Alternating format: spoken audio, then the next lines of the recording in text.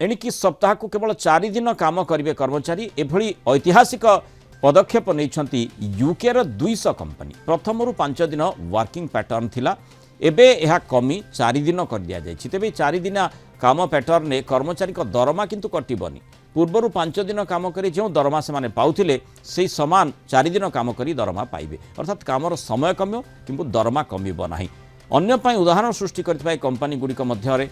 अधिकांश होउछि charity marketing एवं technology farm यह समस्त कंपनी प्राय 5000 लोक काम करती 4 दिन काम करने द्वारा अधिक खाली समय से पाइबे और लोके भल जीवन बंची पारिबे बोली कंपनी गुड़िक पक्षरु मंतव्य प्रकाश करा जायछि किंतु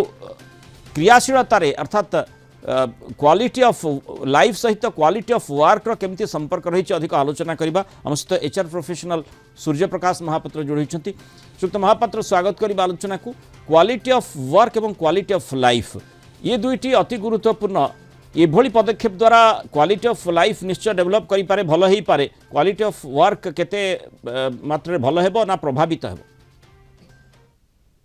तो वर्तमान कोविड परे अनेक कर्मचारी माने विभिन्न संस्थार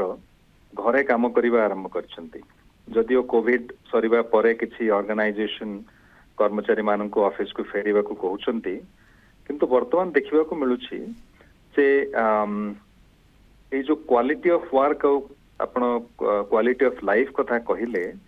जने जदि निजे परिवार को नहीं तार व्यक्तिगत जीवन रे भलरे रहे तार स्ट्रेस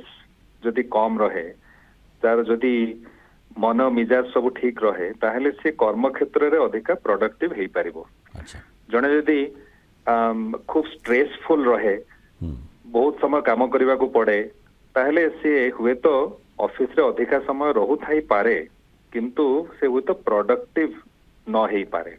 ता माने ए जो माने निष्पत्तिटी ए 200 कंपनी पक्षरु निया जायछि ये अन्य मानक पय दृष्टांतमूलक हेबो ना फिजिबिलिटी पॉइंट ऑफ व्यू गोटे चैलेंज सृष्टि करिवो ये गोटे जुगांतकारी पदक्षेप 200 ऑर्गेनाइजेशन यूनाइटेड किंगडम रे आरंभ करछंती मोर विश्वास अन्य माने मध्य एटा को फॉलो करिवे कारण एथिरे निश्चित भाव में कर्मचारी माने खुशी हेबे तांकर व्यक्तिगत जीवन सुंदर हबो असल कथा आज्ञा होची प्राइवेट ऑर्गेनाइजेशन हो बा गवर्नमेंट ऑर्गेनाइजेशन हो मूल कथा होची आउटपुट केते समय मु ऑफिस रे रहिली ता गुरुत्वपूर्ण नुहे कोन मु आउटपुट कंपनी को देली बा मो कस्टमर मान को देली सेटा होची इंपोर्टेंट तणो मते लागुची ए निष्पत्तिटा गोटे भलो निष्पत्ति एवं अन्य ऑर्गेनाइजेशन माने मते एटा को फॉलो करिवे निकट भविष्य रे ओके बहुत बहुत धन्यवाद श्रीयुक्त सूर्य प्रकाश महापात्र आलोचना मस्त रही मतामत रखि